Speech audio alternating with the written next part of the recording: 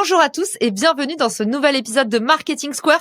Aujourd'hui, on retrouve un invité récurrent du podcast. Je crois qu'on est en train de battre un record. C'est le 4e épisode avec Moni Chim et vous allez comprendre pourquoi je l'invite autant. C'est parce qu'il est excellent, en particulier sur un sujet qui fâche les marketeurs, la publicité. Salut Moni, bienvenue dans Marketing Square. Salut Caro, merci beaucoup pour cette nouvelle invitation sur le podcast. Aujourd'hui, on va parler d'un sujet qui va, j'espère, vous réconcilier avec LinkedIn. C'est un épisode qui va vous permettre d'aller pousser vos meilleurs contenus organiques auprès de l'audience que vous désirez. Ce sont les Thought Leader Ads et aujourd'hui, on va essayer de décortiquer ça au maximum. Envie de maximiser votre temps et vos efforts sur les réseaux sociaux? Découvrez Metricool, l'outil tout en un pour vous simplifier la vie. Plus besoin d'avoir des yeux dans le dos à jongler entre tous vos canaux. Metricool est la solution facile à utiliser pour analyser vos performances sur tous les réseaux sociaux. Alors transformez et centralisez maintenant votre gestion des réseaux sociaux. Rendez-vous sur metricool.com/marketingsquare pour voir ce qu'on vous a concocté. Bon épisode! Mais vous voyez, en fait, Moni, il fait ses propres intros. On ne le présente plus, mais pour ceux qui se connectent peut-être au podcast pour la première fois, je vous mettrai dans la description de l'épisode les sessions de rattrapage pour écouter Moni qui était venue nous parler en long, en large et en travers des LinkedIn Ads. Aujourd'hui, on s'intéresse au tout dernier bébé de LinkedIn Ads, les Thought Leader Ads, qui permettent effectivement de pousser des profils et des publications personnel avec du budget publicitaire. Tu vas nous dévoiler tous les secrets de ce nouveau format que pour l'instant pas grand monde a essayé. Donc c'est d'autant plus précieux de t'avoir à nos côtés. Et toi Moni, tu fais pas seulement de l'opérationnel, tu aides en fait les entreprises à comprendre comment gérer toutes seules leur LinkedIn Ads parce que c'est un vrai gouffre budgétaire quand même. LinkedIn Ads, c'est quand même parmi les publicités les plus chères des réseaux sociaux, on est d'accord? C'est parmi les plus chers des réseaux sociaux et aussi il y a beaucoup de pièges qui font que c'est très facile de gaspiller beaucoup de son budget publicitaire sur LinkedIn Ads. Alors effectivement, comme a dit Moni, c'est facile de gaspiller des ronds, mais il y a aussi le fait qu'il faut le savoir quand on commence la pub sur LinkedIn, l'audience que vous adressez, sa qualité d'attention est meilleure. C'est une audience qui est moins méfiante. C'est LinkedIn qui est le réseau social le plus trusté. Tout simplement, on est plus perméable aux messages qu'on y reçoit parce qu'on se méfie moins. Il y a moins de fake news sur LinkedIn, il y a moins de faux profils sur LinkedIn, il y a moins d'arnaques, il y a moins de tout ce qu'on n'aime pas sur les réseaux sociaux. Et la deuxième chose, c'est que c'est le réseau social qui, en moyenne, a le plus de population de high spenders à son actif. Donc voilà pourquoi aujourd'hui, c'est quand même intéressant de s'intéresser au nouveau format Stars des LinkedIn Ads pour voir comment on peut diversifier. Et pourquoi pas aussi faire monter la légitimité des réseaux sociaux de notre équipe, de nos dirigeants d'entreprise. Ça s'adresse à qui, Moni, ces nouvelles ads? Qu'est-ce que tu observes en entreprise? Ils l'utilisent sur quel type de profil personnel déjà? Déjà, par rapport à la publicité LinkedIn en général, moi, je la recommande aux entreprises qui vendent un produit ou un service qu'on appelle high ticket. Moi, mes clients, c'est des clients B2B qui ont un produit ou un service qui vaut plus de 10 000 euros par an et qui vont aller cibler d'autres entreprises. Et au-delà de ça, il y a une autre couche que je conseille à mes clients d'avoir avant de lancer la publicité LinkedIn, c'est d'avoir du contenu de marque ou alors du contenu lié à leurs employés ou à leur C-level, donc employee advocacy ou C-level advocacy, qui soit déjà performant et qui rapporte déjà des performances, des leads, du revenu avant d'aller lancer de la publicité sur LinkedIn. Ça, c'est vraiment le piège de beaucoup d'entreprises qui veulent se lancer tout de suite dans la publicité, mais qui n'ont pas un bon socle de contenu organique. Et après, effectivement, on peut se lancer et on peut aller derrière pousser des profils de son entreprise. Mais depuis avril 2024, on peut aller sponsoriser les publications personnelles de personnes qui appartiennent à d'autres entreprises. Donc ça peut être des clients, des influenceurs, n'importe quelle personne au final qui va t'autoriser à sponsoriser ton post et qui, on l'espère, parle en bien de ton produit, de ton service, de ton entreprise. Génial, mais on vient de commencer et déjà tu m'as appris un truc. Pour moi, c'était plutôt les équipes. Donc ma question, c'était alors, est-ce que c'est le CEO ou est-ce que ça fait monter la tendance à l'employee advocacy, c'est-à-dire la prise de parole chez les salariés, du stagiaire au VP? Et en fait, tu observes que c'est pas mal des profils influenceurs, voire des clients. Donc c'est génial parce que le deal, on voit très très bien ce vers quoi ça va évoluer dans cette économie des créateurs, la gig économie. Ça va finir par être au final, tiens, parle de mon produit et puis derrière, moi je te mets une enveloppe publicitaire, comme ça fait grandir ton profil et il va y avoir des partenariats un peu win-win qui vont se créer comme ça. Petit aparté, quand tu disais qu'il faut avoir un terrain prêt pour la publicité, pour ceux qui sont un peu néophytes, ce que vous dit Moni, c'est très pertinent pour 2 raisons. Pourquoi est-ce qu'il faut avoir déjà créé du contenu avant? Parce que vous avez testé. Vous savez déjà ce qui marche. Donc, vous avez des indicateurs sur quoi pousser. La deuxième chose, aussi une erreur très commune, c'est qu'en fait, si vous commencez à faire de la pub avec un profil neuf, vous allez avoir un taux de conversion bas.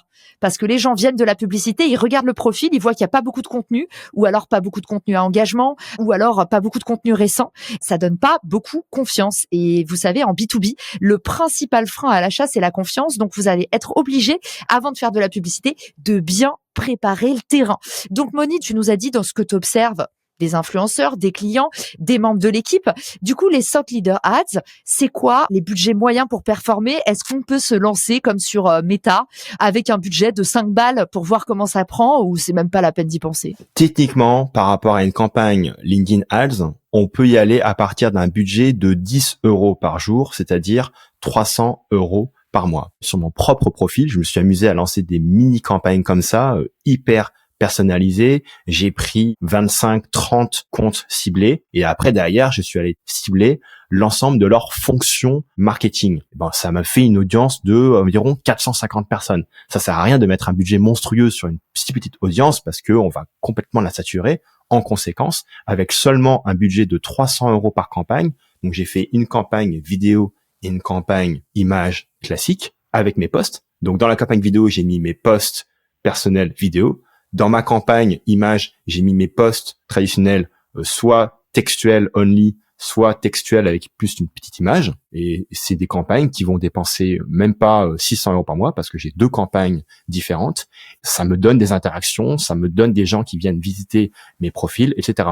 Donc en fait, ça va vraiment dépendre du nombre de contenus qu'on a à promouvoir, mais aussi de la taille de l'audience qu'on va cibler. Donc c'est vrai que si on une toute petite audience, effectivement, on va pas mettre non plus un budget monstrueux. Et la phase d'apprentissage est beaucoup moins éclairante. Et est-ce que tu peux nous montrer comment ça se passe, la création d'une campagne? Où est-ce qu'on peut trouver cette option? Parce que parfois, LinkedIn a un peu des recoins cachés. Est-ce que tu penses que tu peux nous faire un partage d'écran? Et pour ceux qui nous écoutent en audio, ça vous permettra d'y revenir plus tard. On vous mettra aussi dans la newsletter les étapes un peu clés. Mais je pense que ça peut nous permettre de mieux nous projeter et mieux comprendre nous-mêmes comment est-ce qu'on peut passer à l'action. Parce qu'il y a quand même des critères à prendre en compte. Du coup, pour lancer ses premières publicités sur LinkedIn, il faut avoir une page entreprise, c'est ça? Il faut déjà avoir une page entreprise. Il faut aller cliquer sur le call to action, faire de la publicité. On arrive sur une page qui s'appelle linkedin.com/campaign manager. Donc, c'est le gestionnaire de publicité de LinkedIn. Et c'est à partir de cette plateforme-là qu'on va pouvoir lancer des campagnes. Bon, d'ailleurs, là, on peut voir ma campagne vidéo ici et ma campagne image sur lesquelles je vais servir mes pubs en fait à mon audience. Moi, mon objectif principal par rapport à ces campagnes, c'est pas nécessairement avoir des conversions, c'est surtout faire en sorte que sur le long terme, les gens ne soient pas saoulés par mes contenus. Donc moi, ce que j'ai fait personnellement avec ces audiences-là, qui sont vraiment extrêmement petites, je me suis dit, OK, je vais avoir une fréquence vraiment très élevée. Et d'ailleurs, si on regarde un petit peu là, la diffusion sur les 30 derniers jours, on peut voir qu'on a une fréquence de 14. Donc, en moyenne, les gens, ils voient nos publicités 14 fois. 14 fois par jour? 14 fois par heure? Ouais, 14 fois par mois. 14 fois par mois.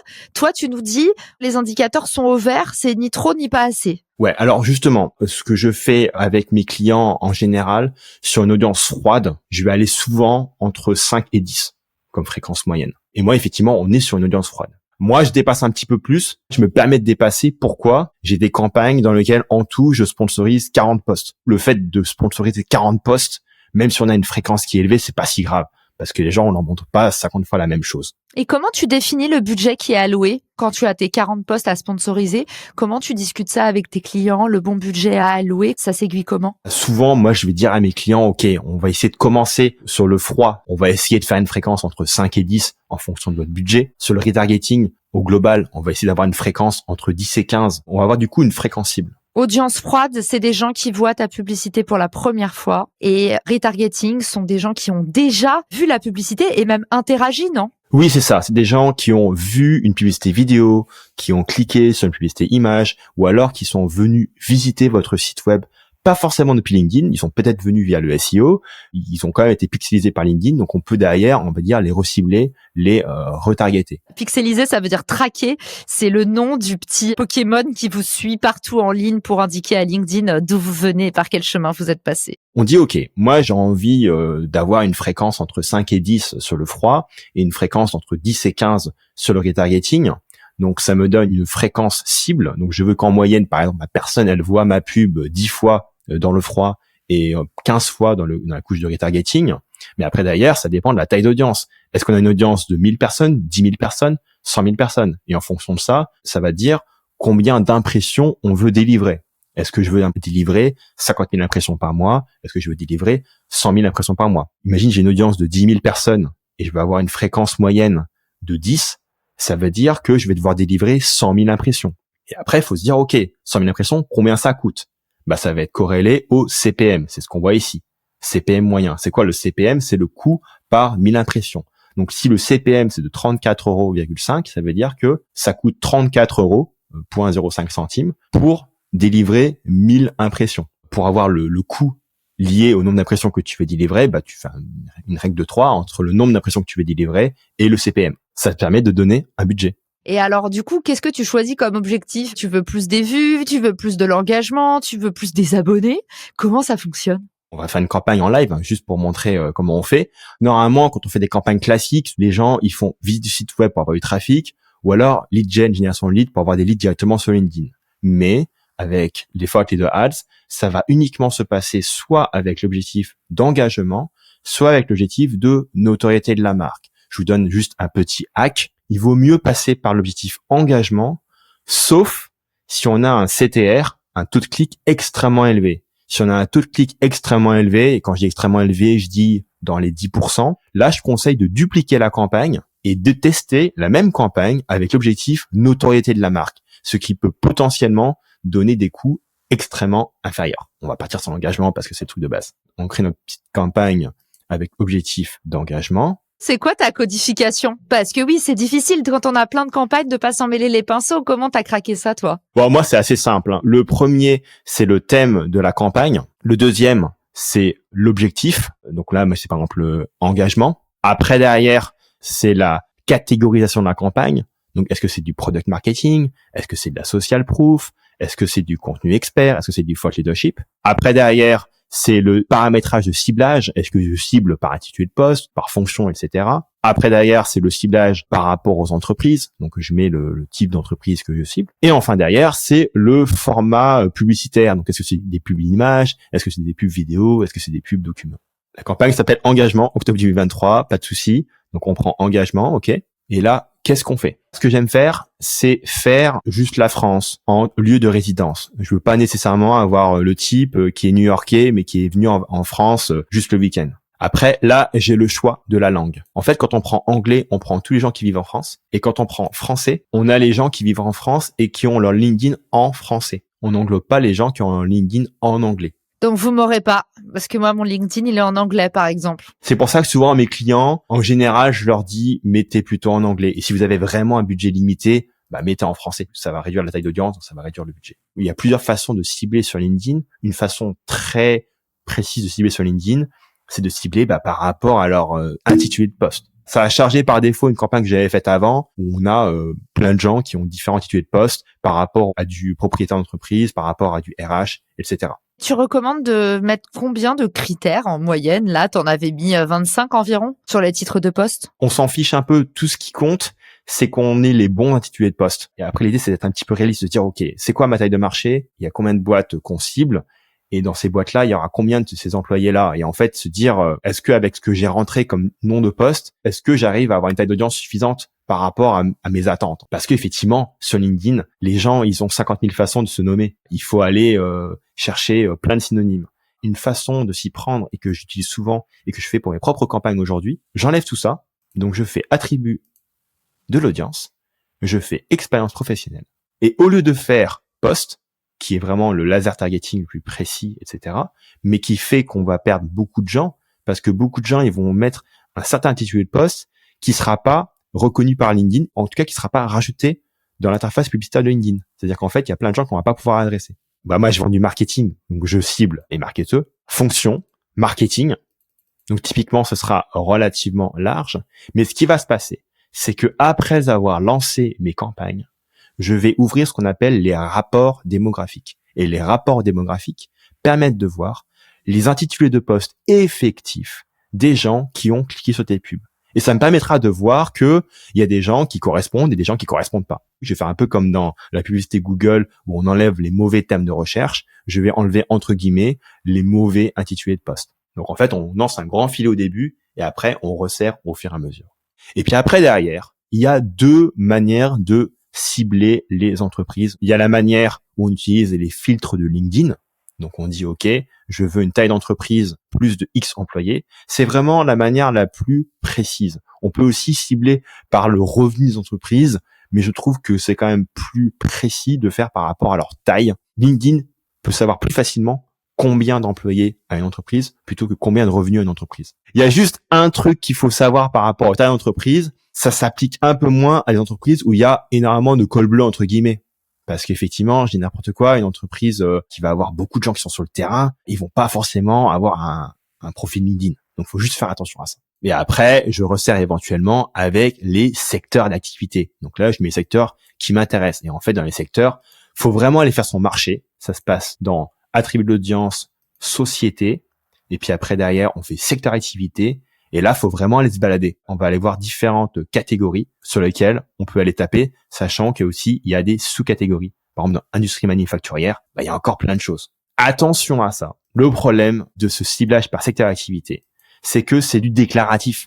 Chaque entreprise, chaque community manager de sa boîte, il va déclarer sur la page LinkedIn de la boîte, nous on fait service et conseil en informatique. Alors qu'en fait, son voisin, pour la même entreprise, il aurait dit, non, nous on fait du service IT ou je sais pas quoi. Donc c'est pour ça que j'ai tendance à me méfier un petit peu de ce genre de ciblage, et ce que je conseille à la plupart de mes clients, c'est de me dire, OK Moni, voici une liste d'entreprises avec lesquelles on veut travailler. Là, c'est vraiment notre cible, elle nous intéresse vraiment, et on veut faire de la pub uniquement envers ces entreprises. C'est un truc que j'aurais tendance à recommander aux auditeurs du podcast. On a une publicité quand même qui coûte un peu d'argent, donc pourquoi ne pas montrer nos publicités uniquement vraiment aux bonnes entreprises, quoi. Et là, on arrive aussi à une option qui s'appelle activer l'expansion de l'audience, option qui est déclenchée par défaut.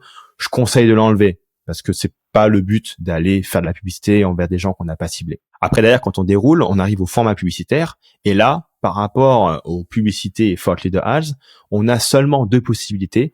C'est faire des publicités image unique ou single image ad ou vidéo ad. On n'a pas droit aux autres formats. Si par exemple, vous avez d'un côté des posts textuels plus images et de l'autre côté des posts vidéo, c'est faire une campagne image et une campagne vidéo. Donc là, on va prendre l'exemple, on fait des campagnes images. OK, donc on clique sur image. Moni, je suis obligée de te poser la question. Image versus vidéo, pour qui, pourquoi, quel résultat, on veut tout savoir. Moi, j'ai tendance à dire à tout le monde de faire de la vidéo sur LinkedIn parce que la portée et les vues, c'est un délire en ce moment. Qu'est-ce que ça donne dans les résultats sur tes clients? À qualité du contenu égale, évidemment, ça donne typiquement des résultats beaucoup plus importants. Donc, si on peut faire de la bonne vidéo, clairement, faut y aller.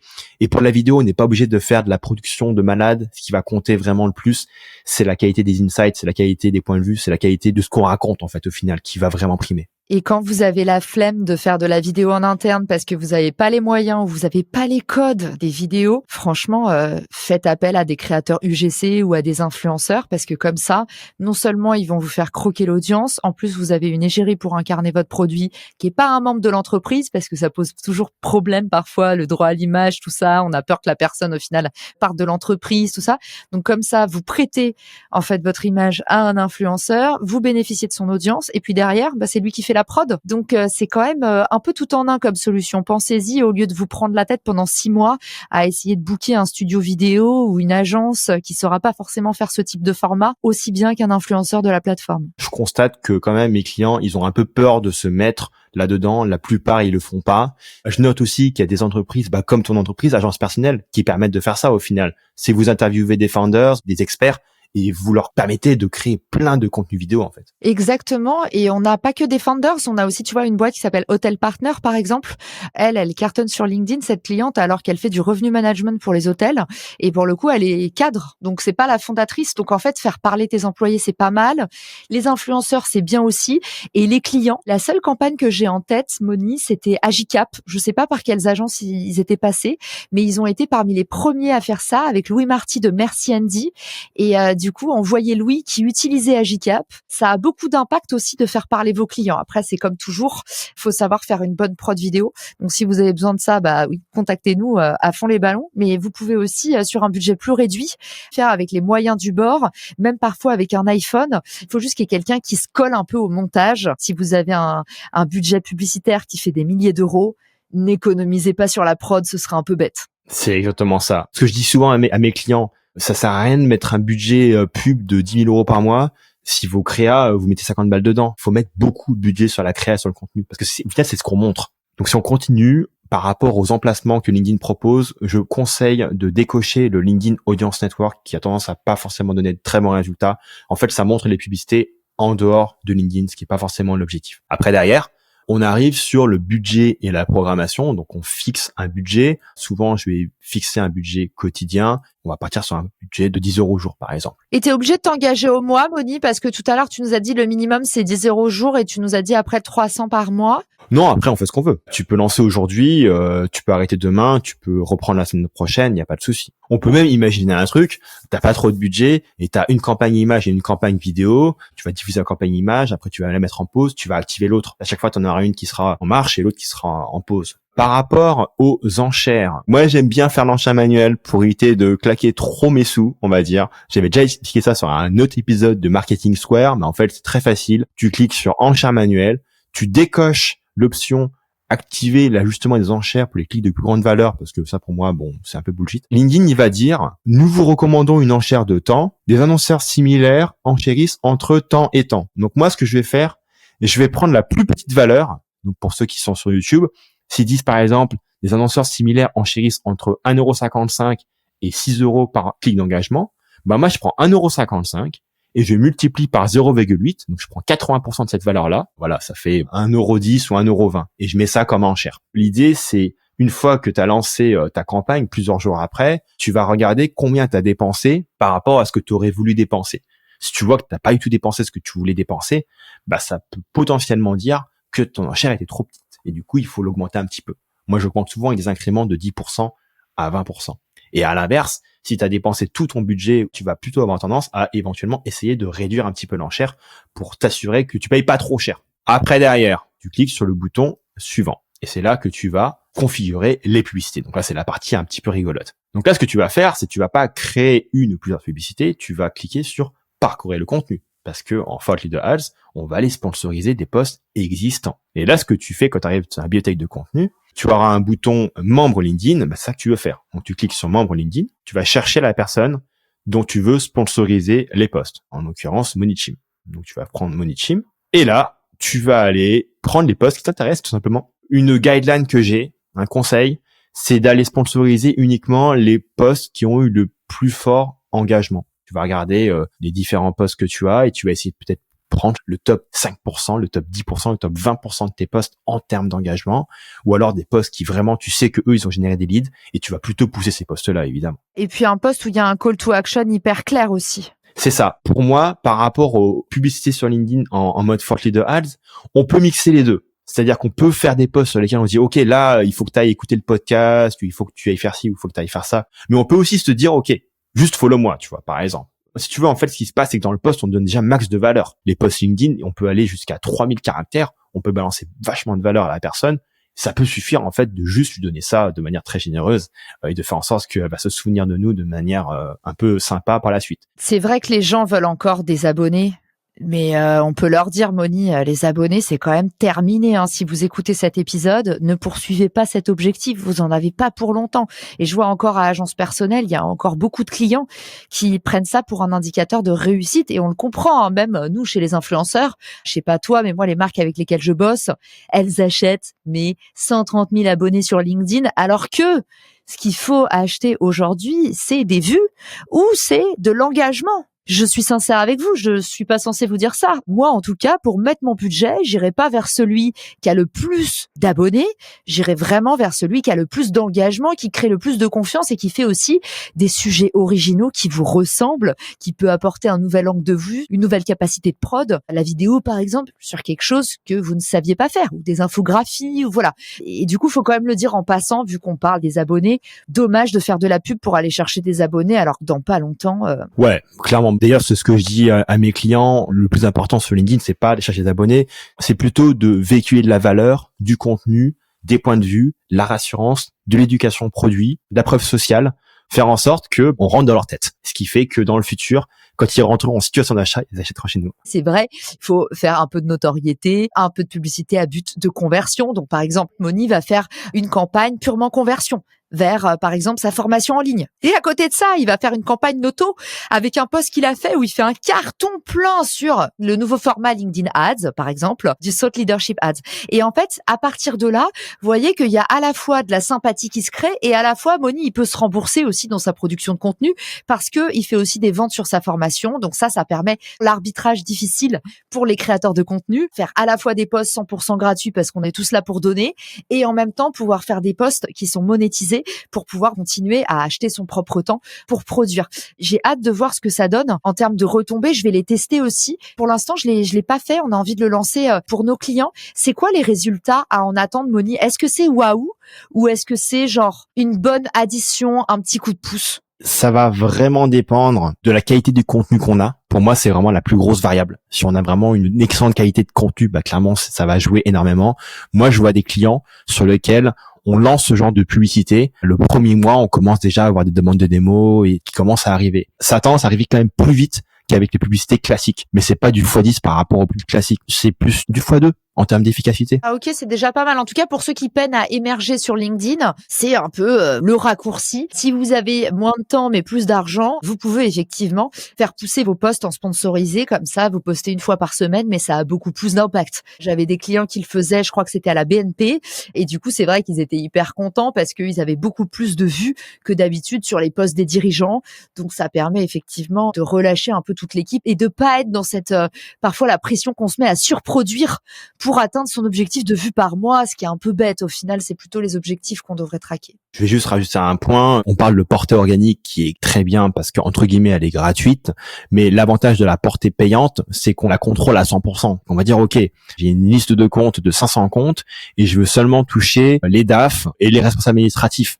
Eh ben, on peut faire ça. Et on peut faire en sorte qu'on délivre des impressions seulement à ces personnes-là dans les comptes qu'on veut. Donc ça, c'est extrêmement puissant. Est-ce qu'il y a d'autres choses importantes à savoir quand on met en place sa première campagne Thought Leader Ads? Je vais juste montrer par rapport à l'exemple que j'ai. On va juste faire une campagne dans laquelle on pousse 5 posts différents. Je clique sur les posts et je fais ajouter à la campagne. Ce qu'il faut savoir, c'est que normalement, quand on veut lancer une pub comme ça, il faut demander l'approbation à la personne dont on va sponsoriser le post, évidemment. Et la personne derrière, elle peut accepter ou refuser. Mais après, derrière, elle a un bouton accepter toutes les demandes. Comme ça, c'est pas relou. Ici, elle a confiance, la personne, on va pouvoir pousser tous ses posts. En l'occurrence, c'est ce que j'ai fait. J'ai mis accepter toutes les demandes de sponsorisation venant de moi, venant de mon entreprise, pas d'autres entreprises. Elle apparaît comment d'ailleurs, la marque, justement? Si Microsoft, par exemple, veut sponsoriser un post de Caroline Mignot où je parle de leur dernière ordi, est-ce que du coup ça met juste paid ads ou est-ce que ça met paid by Microsoft? Comment ça se déclare? T'auras Caroline Mignot, ton titre, etc. T'auras tout comme normal, mais t'auras un petit truc en gras en plus, en partenariat avec Microsoft. Brand Partnership, ça j'avais déjà vu, mais donc du coup ils mettent Brand Partnership Microsoft. C'est ça, et en français, voilà, vraiment,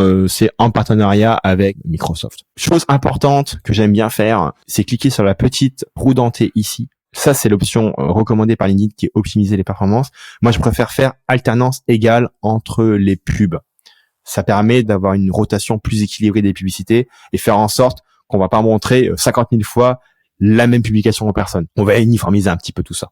Toi, de ce que j'ai compris, tu fais pas beaucoup confiance à LinkedIn parce que quand même, sur le Campaign Manager, en tout cas, ils se vantent d'avoir mis pas mal d'IA, ils se vantent d'avoir beaucoup automatisé pour que justement l'achat publicitaire devienne un jeu d'enfant. De ce que tu nous as dit sur les expand audience, tu veux pas spécialement étendre l'audience, tu lui fais pas non plus confiance pour aller élargir à de nouvelles sphères. Qu'est-ce qu'il en est? C'est particulier à LinkedIn? Sur Meta, par exemple, moi, je fais beaucoup confiance. Je connais des experts sur Meta. Eux, ils vont toujours dire, ouais, il y a des options qui sont bien, mais d'autres qui sont piégeuses encore. Je comprends que ces plateformes, elles veulent démocratiser l'accès à la publicité, etc. Elles ont aussi intérêt à ce que les gens dépensent beaucoup. Pour peu de résultats? Malheureusement, il y a des entreprises qui dépensent sans trop de résultats, mais qui dépensent quand même. Parce qu'elles sont obligées, en fait. C'est la dépendance publicitaire quand t'as qu'un seul canal. Elles sont obligées, ou alors elles savent pas comment ça fonctionne. Elles savent qu'il faut mettre un budget, du coup elles le mettent, et du coup malheureusement elles le gaspillent un petit peu. Je pense qu'effectivement par rapport aux campagnes créées par l'IA, bon j'ai regardé un petit peu, c'est pas génial quoi. Donc peut-être qu'ils essaient de tester des choses, peut-être que ça va être génial dans 5 ans. Mais pour l'instant, non, c'est pas encore super. Donc, je préfère rester en manuel, je préfère avoir plus de contrôle. Très clair. Est-ce que tu as un petit hack pour nous pour finir l'épisode? 2 petites choses que je veux partager. La première, c'est par rapport aux publicités. L'idée, c'est d'aller diffuser vos différentes publicités et de surveiller, en fait, les performances. C'est-à-dire que si vous vous rendez compte que votre taux de clic, il se réduit d'une manière drastique, ça veut dire que les gens, ils en ont marre de votre pub. Et c'est-à-dire qu'il faut la couper et qu'il faut aller en mettre une autre. Deuxième chose intéressante à faire quand on fait des thought leader ads, c'est d'aller surveiller les personnes qui engagent avec les posts sponsorisés par ta marque. Et ce que tu peux faire derrière, c'est envoyer une demande de connexion avec les personnes qui ont engagé. Idéalement, que la demande de connexion vienne de la personne dont le post a été sponsorisé. C'est quand même plus personnalisé. Et après, derrière, on peut faire du warm outreach, on peut faire du setting, etc. Carrément. Et d'ailleurs, il y a de plus en plus de petits logiciels où vous pouvez automatiser ça. Comme ça, à partir de vos posts, vous extrayez tous les commentaires et puis, il peut automatiser des actions comme des envois d'invitation, des envois de Calendly pour proposer une démo. Il y a plein de choses à faire. On vous mettra ça dans la newsletter avec tous les bonus. Merci, Moni, d'avoir été avec nous dans ce nouvel épisode Masterclass. Carrément, là, c'est les tutos de Moni. Où est-ce qu'on peut te retrouver pour te remercier pour l'épisode ou faire appel à tes services pour pouvoir rendre ses employés meilleurs en LinkedIn Ads? On peut me retrouver sur mon LinkedIn et aussi j'ai un podcast dans le B2B qui s'appelle Marketing B2B. En tout cas, je suis hyper ravi d'avoir été encore invité sur ce podcast. Je suis vraiment régalé, c'était super cool. Merci Caro. Merci à toi Moni et merci à tous pour votre écoute et à très vite dans Marketing Square. Ciao! Si cet épisode te plaît, tu peux le partager en me taguant ou lui laisser 5 étoiles sur Apple Podcast. Marketing Square.